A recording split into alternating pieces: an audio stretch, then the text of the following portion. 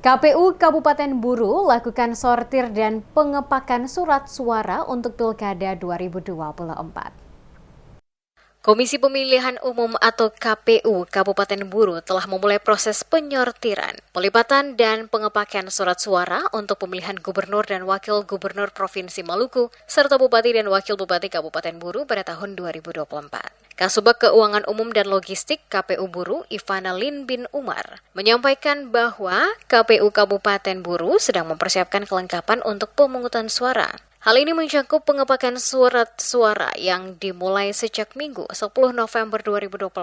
Targetnya, kegiatan sortir ini akan selesai dalam waktu 4 hari. Menurut Ivana, setelah disortir, seluruh surat suara beserta perlengkapan lain seperti ID card, tinta, formulir, dan sampul akan didistribusikan ke 250 tempat pemungutan suara atau TPS di 10 kecamatan di Kabupaten Buru untuk pelaksanaan pemungutan suara.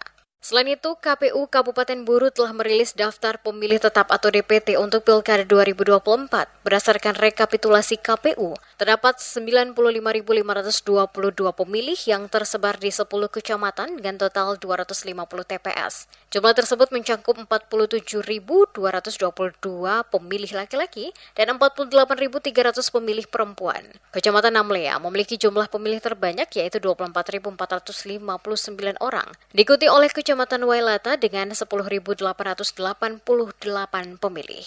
Dengan persiapan yang sedang berlangsung, KPU Kabupaten Buru berharap seluruh kebutuhan logistik pemungutan suara dapat diselesaikan dan didistribusikan tepat waktu demi kelancaran proses Pilkada 2024.